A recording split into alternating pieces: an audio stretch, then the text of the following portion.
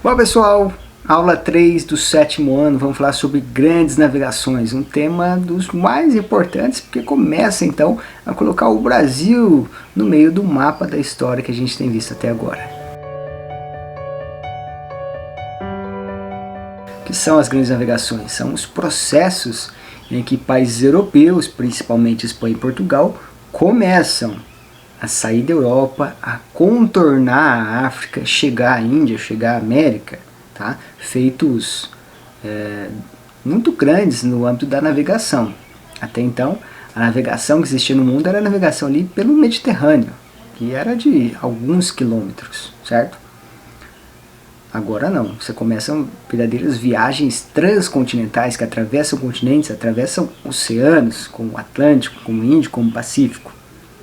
Esse processo começa então com Portugal contornando a África e vai acabar com um português dando a volta ao mundo. Tá? Isso lá no século XVI, 5 séculos atrás, já provando que a Terra era redonda. Importante dizer que essas navegações, elas nascem de um objetivo prático. O comércio do Mediterrâneo, o comércio de especiarias, era controlado então pelos muçulmanos e pelas cidades italianas. Isso fazia com que os produtos que vinham lá da Índia, por exemplo, até chegar à Europa, passassem por muitos atravessadores e chegassem com preço bastante alto. Portugal era um país pequeno, sem muitas terras para explorar, porém de pessoas destemidas, e tinha já formado uma burguesia que tinha um dinheiro possível de ser investido, e tinha se unificado antes de todo mundo na Europa. Com isso ela tinha uma coroa, um rei, um estado mais forte e mais organizado que os outros. Esse rei coletava mais impostos e com isso tinha mais dinheiro excedente para investir, por exemplo, em navios, em mapas, que era uma coisa muito importante na época. Custava-se muito caro fazer mapas, porque para você fazer um mapa você tinha que coletar essas imagens, essas informações, e não tinha satélite, nada disso, né? Então você tinha que fazer expedições marítimas. Então fazer mapas e navegar eram atividades estritamente relacionadas. Você não conseguia fazer um sem a outra, certo? Isso explica parte do sucesso dos portugueses. Lembra aquela história de que uma grande caminhada começa com um pequeno passo? Mas por aí, Portugal vai ser capaz de dar a volta ao mundo, mas ela começa com coisas humildes, como por exemplo, passar o Cabo Bojador. Tá? Essa parte que está no norte da África era uma grande barreira natural que ninguém conseguia passar. Até que Gil Yanes consegue essa façanha. A partir daí os portugueses vão estabelecer várias feitorias na África. E com isso eles vão conseguir várias coisas importantes. Mas principalmente diamante, ouro e também escravos. Portugal foi um dos países que mais escravizou africanos no mundo. Grande parte dos números da escravidão é responsabilidade direta dos portugueses. Falei dos mapas, falei da situação de Portugal na época, mas também alguns avanços científicos eram importantes. Por exemplo, o uso da bússola e do astrolábio. O astrolábio permitia então, através da posição das estrelas e da angulação, você saber a distância que você tinha percorrido. Tá? Então isso é uma coisa muito importante numa época que não tinha GPS. Outra coisa interessante era saber que a bússola apontava sempre para o norte. A bússola não foi inventada na Europa, foi inventada na China, mas chegou lá os portugueses através dos árabes. Vamos lembrar então que na Idade Média, durante grande parte do tempo, Portugal e Espanha foram dominados pelos árabes. Já falamos disso. E tinha também o fator tecnológico. O que é o fator tecnológico? Quando você pega então conhecimentos científicos e aplica em instrumentos práticos. Nesse caso aqui o instrumento era razoavelmente grande, que eram as caravelas. As caravelas, um barco tipicamente português, ela é uma das razões do sucesso de Portugal nas grandes navegações. Quando eu falo razões de sucesso, não é pouca coisa não, tá? Portugal foi durante muito tempo o país mais rico do mundo. E por que as caravelas eram tão boas assim? Primeiro, elas eram ágeis, eram barcos que se conseguia manobrar com certa rapidez e velocidade para os padrões da época. Mesmo assim, elas eram grandes o suficiente para carregar muita coisa, muita mercadoria. Tá?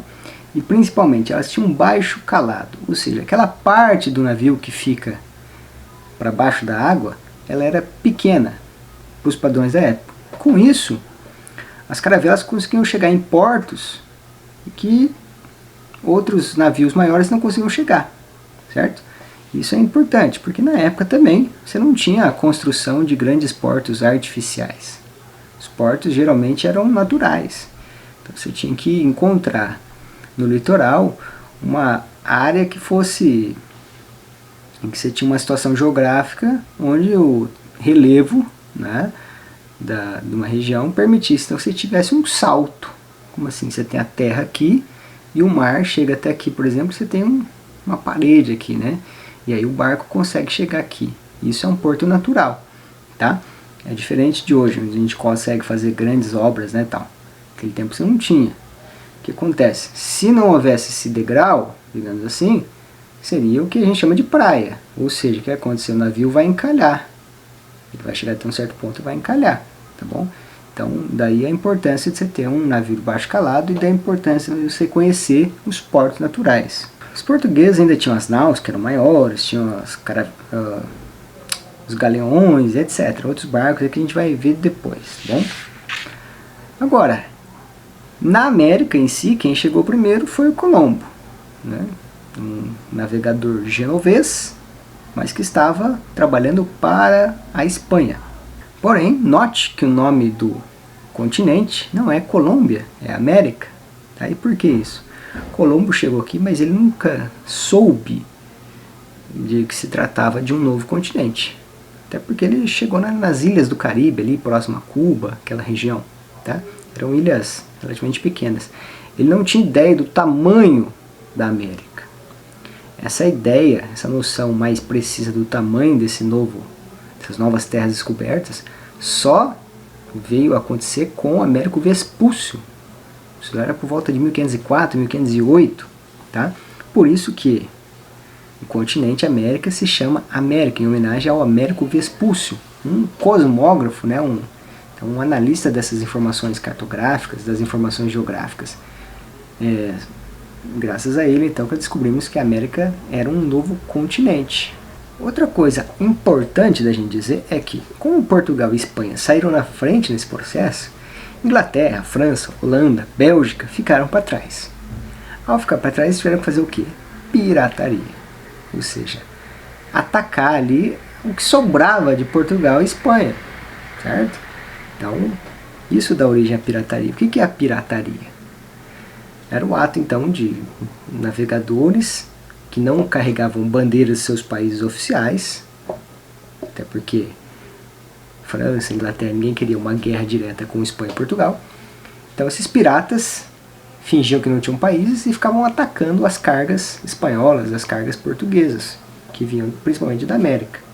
Roubavam os produtos e levavam para a França, para a Inglaterra, para a Bélgica, etc. Já tem documentos provando que muitos desses piratas, ou corsários, né, que seria o nome mais preciso, eles tinham uma relação direta então com as coroas da França, da Inglaterra, da Holanda. Porém, se algo desse ruim ali, se eles perdessem, se fossem capturados pelos espanhóis e portugueses, esses caras negariam até a morte de que estavam amando suas coroas. Tá? Por isso que eles ficaram conhecidos então como piratas corsários. Tá? Qual que é a diferença entre pirata e corsário? O corsário, ele realmente tinha um contrato, uma carta de curso com uma outra coroa para roubar de outra coroa. E o pirata, supostamente, ele não tinha essa carta de curso. Ele agia por interesse próprio. Mas, basicamente, hoje é provado que eram poucos ou pouquíssimos, raros, os piratas de verdade. A maioria deles eram corsários, estavam à mão de outras coroas.